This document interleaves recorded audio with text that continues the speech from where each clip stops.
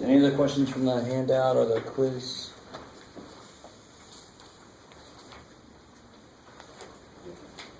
On the quiz, what formula will we use for number 2? Your number 2 was Shoe sizes. shoe sizes? Yeah, so the shoe sizes one you definitely wanted. As I tell you, the population standard deviation. And then, of course, everybody should have used. Okay.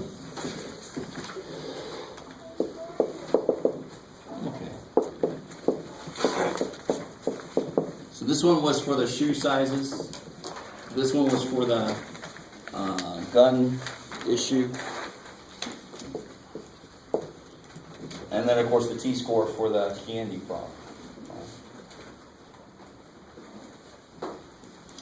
Now, notice something. When you do a test on P, a hypothesis test, not a urinalysis, but a test on P, your Z-score is actually this.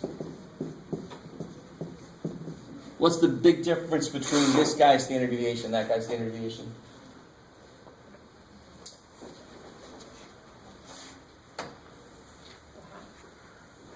There's kind of a huge difference. Well, let's spot the difference between these two pictures. His collar's up in this one. These guys don't have hats. They don't have hats, right? Because in a hypothesis test, I assume I know this.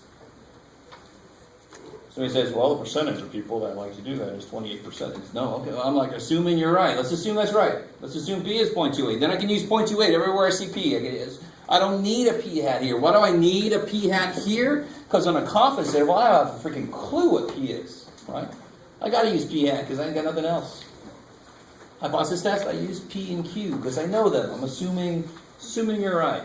So then I can use it. I don't have to use a sample one. You guys see that? That's the kind of mistake I can live with to a point. If that's the only mistake you make is you use the P hat Q hat there instead of the PQ, that's awesome. Nothing wrong with that. That's an easy mistake to make. What the hell? Okay. All right. So what I want to do today is kind of focus on some examples, more examples, crazy examples. Any specific questions from the homework that might serve as my examples?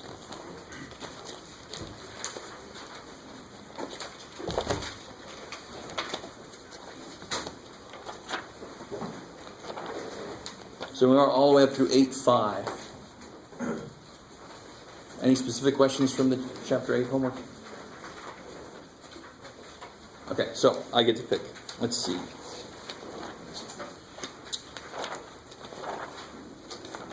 Let's do this. Yeah, let's definitely do one of these. Number 1 on page 440.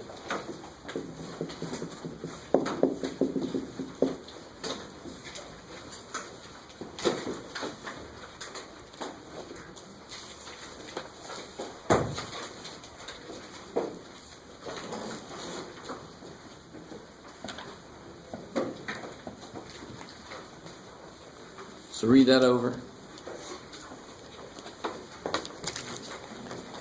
For the book challenge, I'll put it up here.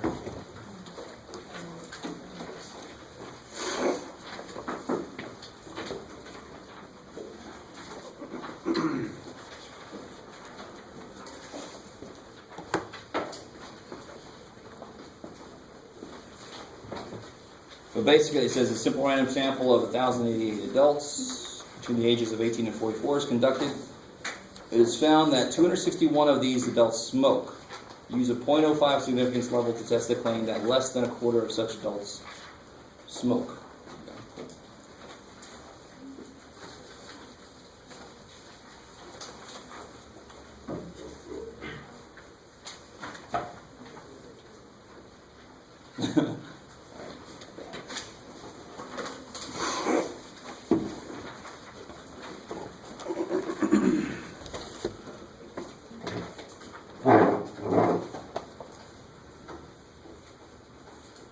All right, so this one's, I'm always telling you, I tell you concept, and then I try to give you triggers as to know what to do when. This one doesn't really use the words, but is this a test about a mean or a percentage? Percentage. Okay, cool. So just don't say the word percentage, but I know it's a claim about a percentage. I'm talking about less than 1/4. That's 25%. So I know I want to focus on all my formulas that have P's and Q's and hats and N's. I don't have to worry about sigma or S or any of that. I don't have it. So to start conducting this kind of test, what's the first step? Yeah, so what's the claim? Good first step. And what's the claim in math? Yeah, so what is less than 0.25? P, I love it. So P less than 0.25, so that's going to be which one? The high. Good, the high. And the ho is going to be what? And for those of you who put equal to there, and I kind of circled it, I mean, that's fine. Like I told you before, the book, I think, uses equals, if I remember correctly. Depends on which book you get to see which way it goes. Personally, I think it should be the opposite, because that very well could have been my claim at least 25%. Then I have to be able to put the kind of symbol in there. But if you say equals, it's fine, I understand. So this one is my claim. The next time I'm going to worry about that fact is going to be on the 5th step, when I want to figure out how to write my conclusion. That's the last I'm going to worry about it for now. How many tail test is this? One tail test. And to be more specific, yeah. It's less than, so it's actually going to be over there. Which kicks ass. Your rejection region, bless you. Your rejection region always comes from which hypothesis statement? The rejection region is the thing you use to prove something. And which one of these can you actually prove? The high.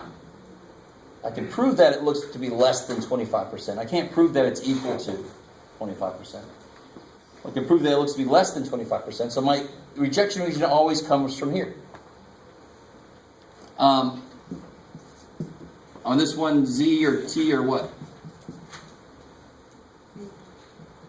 Yeah, why Z-score? The quick answer is it's an NPQ problem, Jeff, and you said it's always Z-scores, but you got to check what? Yeah, NP and NQ. And what's N? 1088. And what's P? Nope, careful. That's P hat. 399. Nope. P is 0.25. Yeah. All right. It's always sitting right there for you. You're going to say, assuming that it is 0.25, then let's go from there. 1088 times 0.7, exactly. A quarter of 1088. It's 272. 272. So then NQ will be 816. Yeah. So those are both bigger than 5. Check. So then I can use Z-scores. Cool. NPQ problem, I know I don't have to use T-scores ever, but I still have to make sure I can use Z-scores. I still have to see if it's normal.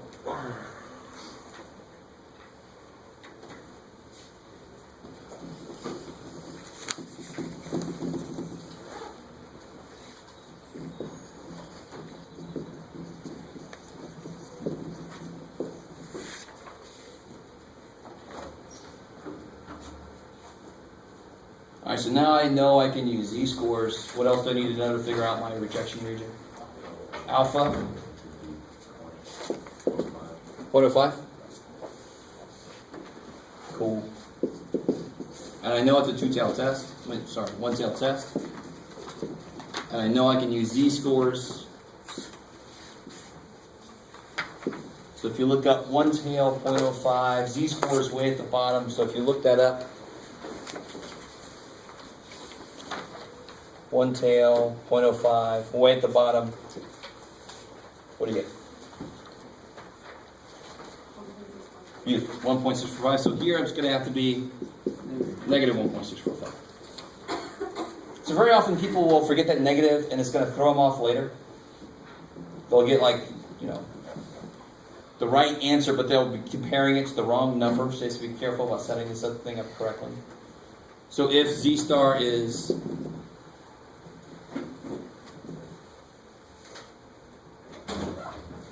less than negative 1.645, we reject the null, support the high. And again, this is the reason why a lot of people hate statistics, is because it gets so detailed about the mathematical work. The idea is really kind of simple. It just says if you take a sample and it's so far away from what somebody else said it should be, then they are probably wrong. That's the idea of hypothesis test, period. To make the math work, it takes a little more work. But don't forget what the idea is. We're setting up what far enough away is. And then the next step, of course, we're seeing if we got far enough away. So for my sample, I get, 1,088. What's p hat going to be? 261. It's bigger than 1, so no good so far. Yeah, out of 1,088. I think I heard somebody say it earlier, it's like 0.2. 0.2398? 99. So we'll go ahead and make it 2.4. Oh, to round it to 3 places. That's fine.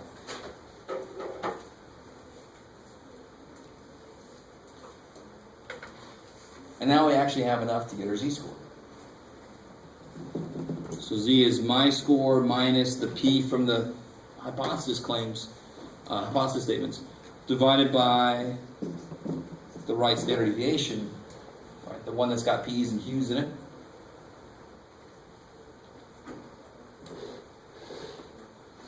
So it'll be 0.24 minus 0.25 all over the square root of 0.25 times 0.75 divided by 1,088.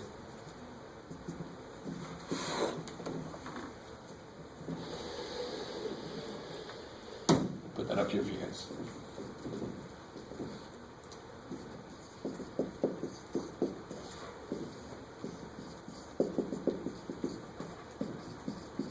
Trying to help you with how to put it in your calculator and make this thing work.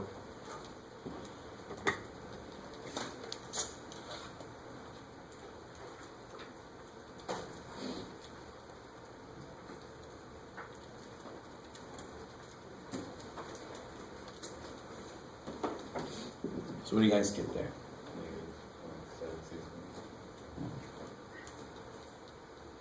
Oh, I see. Like I like when my buttons stick. Yeah, cool. So negative 0.76. Cool. We didn't get very far away at all.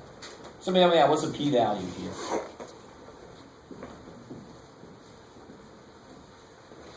Again, all you got to do is look up your z-score. The p-value is the area in your z-score's tail. So if you look up negative 0.6, you'll actually get exactly the p-value. It's a one-tail test.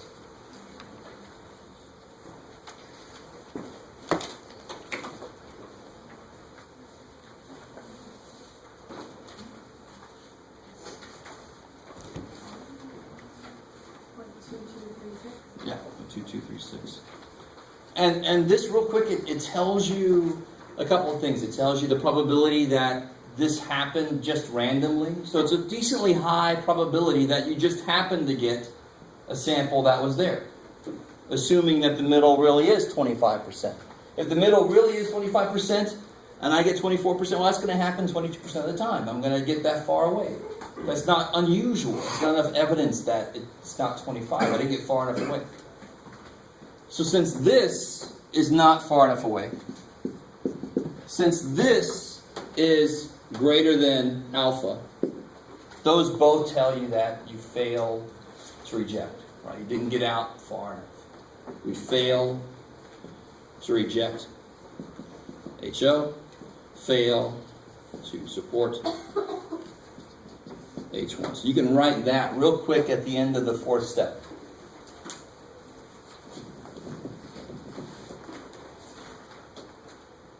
And now how do you write your conclusion?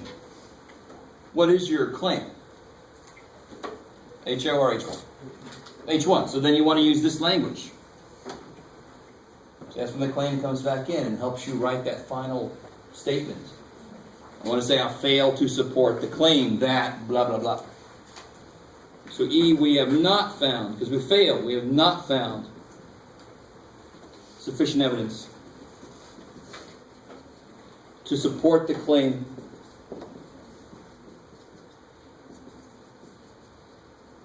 that, and what was the claim? Less than 25, less than 1/4 of adults smoke.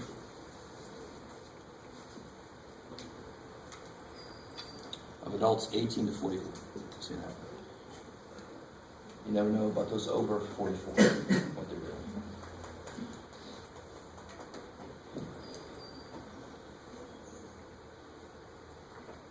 Like my grandpa, I'm old already.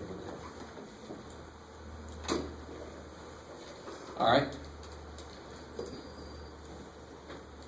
So, the hypothesis test is something you got to see over and over to get kind of used to.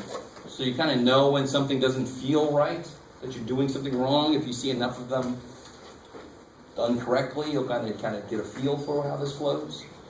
Also, get a feel for the words you got to use, so forth. Okay.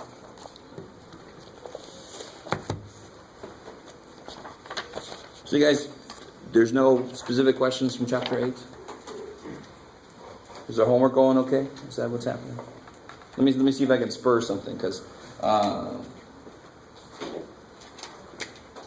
know what that means.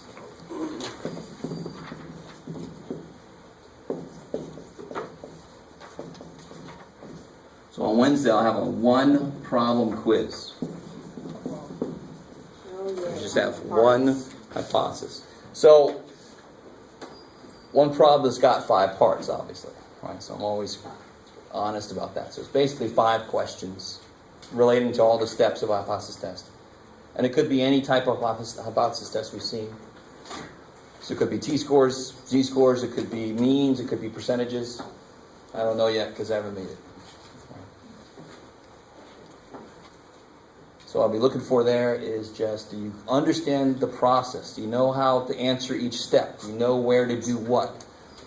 If you make little mistakes, it's not a huge deal. If you make big conceptual mistakes, you're going to get a bad grade.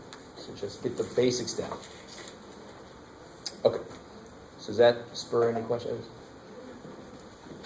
So let me say this, something I think some of you guys will appreciate on the heels of that. I'm going to go ahead and make Chapter 9 extra credit. I'm going to talk about it very quickly right now. I'm just going to leave it up to you if you want to do it. It's extra credit if you do the homework. And I'll apply that extra credit directly to your homework grade. So if you get a 100 homework average and you do the extra credit, it'll go up a little bit from there. And that'll be factored into your overall final grade. You guys with me? If you've missed a few things and you don't want to go back and do the corrections in Chapter 2 that you never did, and then you can do this. Get a little extra practice on the hypothesis test. If you can do the Chapter 9 ones, you can definitely do these. Okay, so let me show you a little bit about what Chapter 9 is about. And then we're actually going to talk a little bit about Chapter 10. Oh, yeah.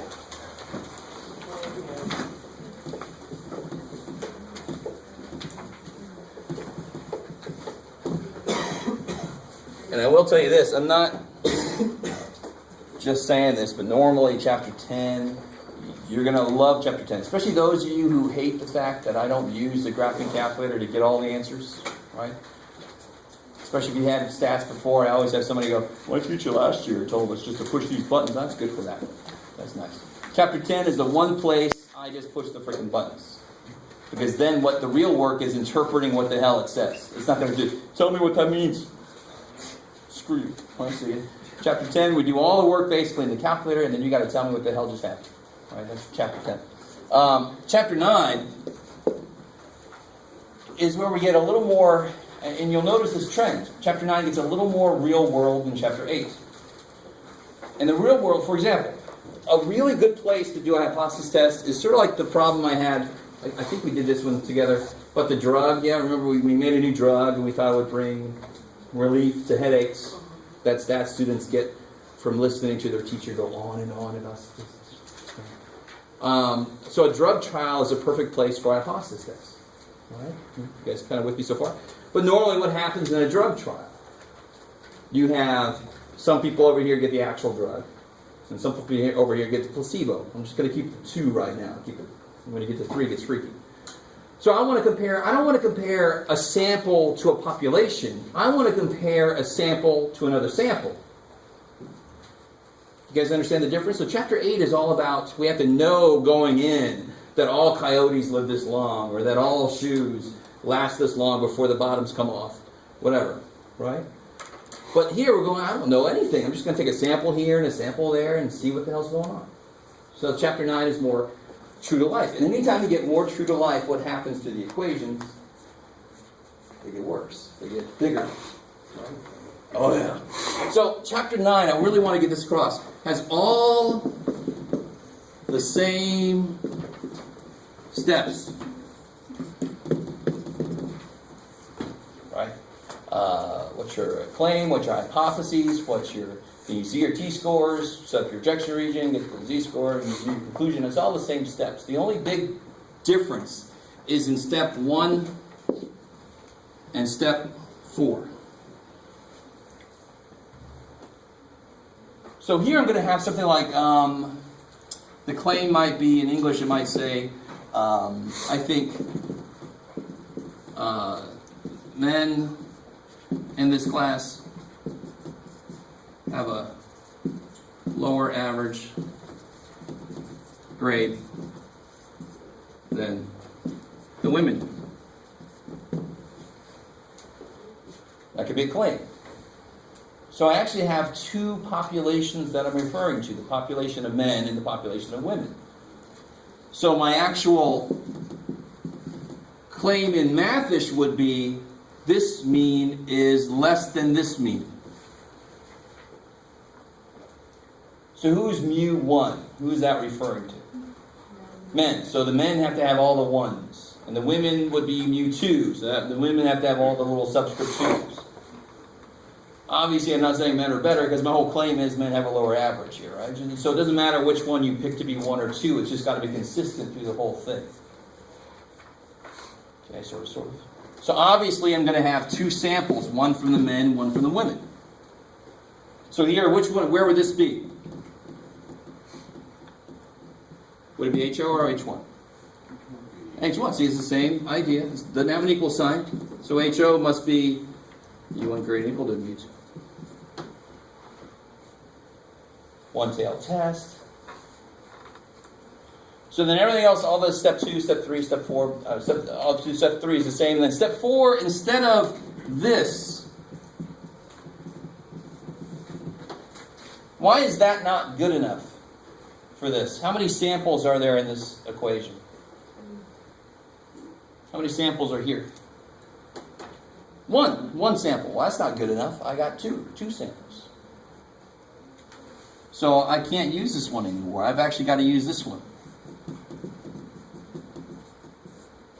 You're going to love this. Let me see if I can get you guys with me on this a little bit. This is equal to this, right? Cool? Which is equal to that. Think about that for a second. What's the square root of sigma squared? Sigma, right? The square root of the squares cancel. So this is going to divide. How many standard deviations am I going to have? 2. So I've got to have room for both standard deviations. And to be completely honest, there's a whole other piece to this. So you have 2 samples, bam. 2 populations, bam. 2 standard deviations, bam. Same stupid formula. I said when we first learned the z-scores, I said the z-score formula never changes. And this is where people really don't believe me at all. Our stuff minus the middle divided by the right standard deviation. It never changes from that. What's true about this, though, normally, this one, part of it is that they're equal. If they're equal, they subtract to be 0, so that doesn't show up in this formula normally. And again, I'm doing this very quickly because this is extra credit. I just wanted to give you guys a little bit of a prep before you jump into it. All right. Excitement. So that's section 9.2. And section 9.3 is basically the same idea except with P hats and Q hats and so forth. So if you want to, you can do chapter 9. If you don't want to, you don't have to. So, leave that up there for a second. Let me give you this. We'll talk about chapter 10 a little bit, and then we'll do most of the work next time. Yeah? Which chapter 9 could be on our class? Do it again? Is chapter 9 could be on our class? The only way it would show up is if it was a bonus question. And I will definitely have a bonus question. Just in case you're one of the ones doing the homework in there, you can get some credit for that one there. It's not going to be a regular question on the test. No way. That would be remarkably evil. Right? And I'm only semi-evil. I'm not remarkably evil.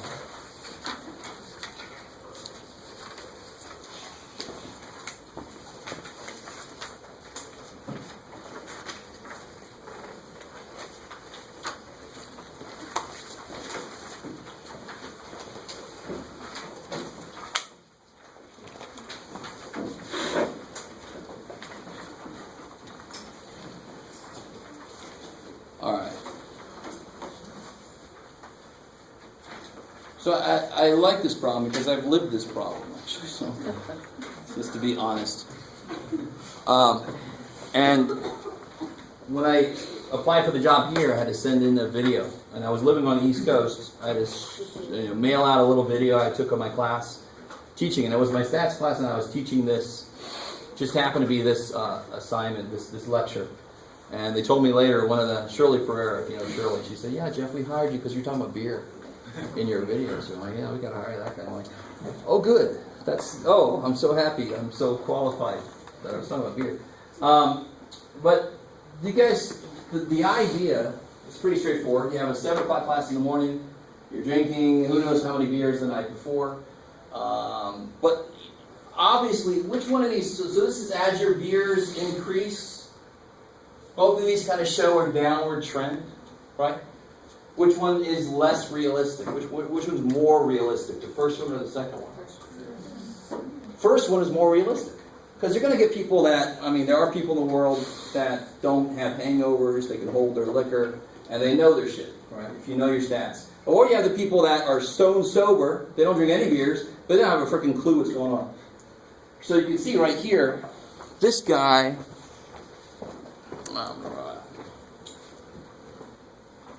I could even use a laser. Laser, where's my laser? Do I have a laser?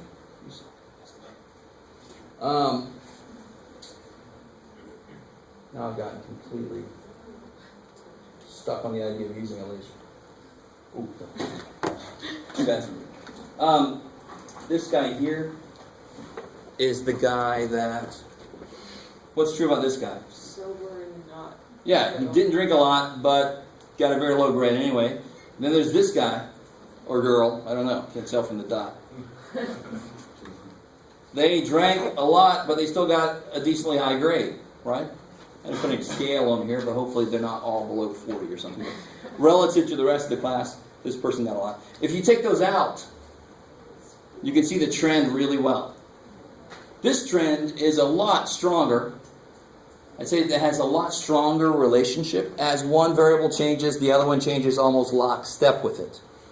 So that's the kind of thing you see not very often in real life, unless you're doing something like, how tall is a tree given a length of time? Of course it's going to grow over time. Get away from me. But when I'm talking about what age were you potty trained and what happened to you later in life, the thing that you always hear about poor psychologists have to deal with, that's not all we do. But you're not going to get something pretty like this. You're going to get something a little more messy like this. But it's really nice to take out the outliers. Maybe there's something weird going on with them, and you can see a much stronger relationship. But which one of these is definitely stronger? This one. Not stranger, stronger. But this one is more realistic. Or looking at something a little less beverage related. How many hours you study versus the grade you make. Now here, the same idea. Who is this person there? Who is that? This guy right here. They're studying the hell out of it, or so they think. And they're still not making a good grade. Right? Very often that just means that they don't know how to study correctly. They don't know what studying really means. So again, this one is more realistic. And this one is, in this case, stronger. Now, I mean, just to make sure, in reality, you sometimes will get something like this. You sometimes will get a relationship that is very strong, and it's not because you made it up or something, but it's just because. They do affect each other directly, possibly. So this one shows a stronger relationship. This one's more realistic. Which one of these is a negative correlation? Which one of those two situations? The beer or the studying? Beer. Yeah, beer is a negative correlation. Because it's got a negative slope, right? As one increases, the other one decreases. This is obviously positive correlation.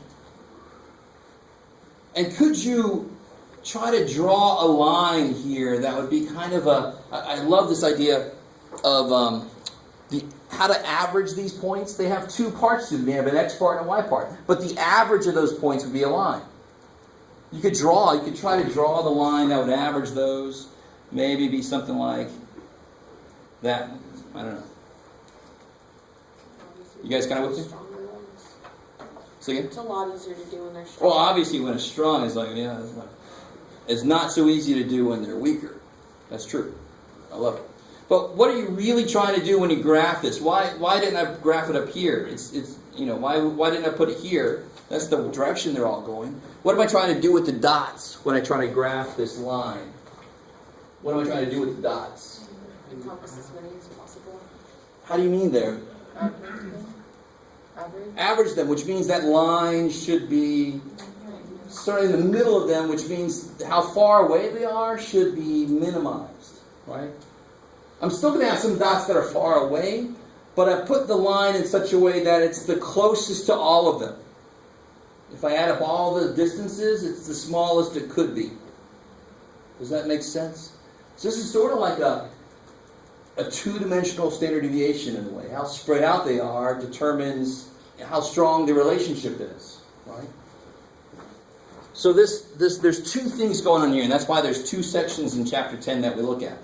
There's the strength of the relationship, and then there's that line. What's the equation of that line? And why the hell would I want to figure out the equation of this freaking line? What do I want to do with this kind of data? So going back to Google Trends, they start to see an increase in the number of people researching bird flu or whatever. Right? Or maybe the next thing is going to be hippopotamus flu, but whatever animal has not had a flu associated with it. So that we see a spike in that. I want to be able to predict, well, what does that mean? How many people are actually possibly sick? How does that relate to these things? So I want to be able to make predictions based on what I'm seeing. So if I see students studying about this, I can predict what kind of grade they should get. Possibly. Right? You guys kind of with me? So section 10.2 and 10.3, one deals with this strength of a relationship. And that's called the correlation coefficient. Or Pearson product. And of course my stats teacher, his name was Pearson. But he had nothing to do with this section. We use the symbol R. Now here's the cool thing about R. If I have a perfect, let me try to make it perfect. Perfect positive relationship. So the line goes right down the middle of all those points. R would be 1. If I had a perfect negative in a perfect world, what would that be?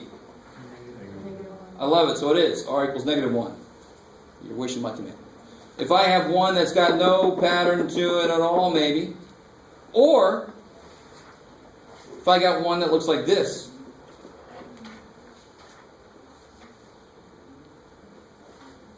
This would be R equals 0. That would mean no linear correlation. But then you say, well, Jeff, that's a freaking line. You just drew a line, Jeff. But what does that really mean? That might mean, how tall the building is over there versus how high I jump. the building's not going to change. I'm going to jump a little higher, and the building's the same height, right?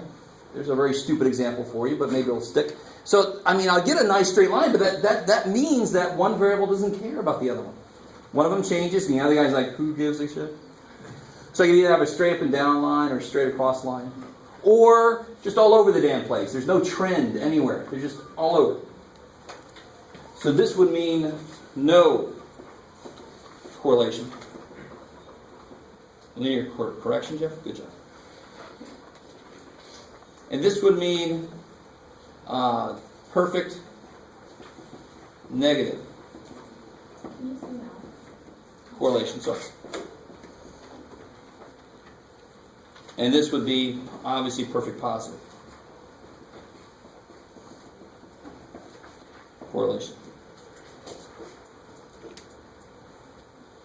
So, of course, most things in the real world are not going to be perfect. And very many things are not correlated at all. Right? But that's what we want to do. So next time, we're going to focus on the math behind this idea.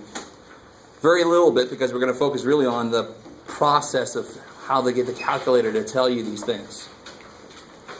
So that's enough for today. See you guys next time. If you didn't get your stuff back, come up and do so.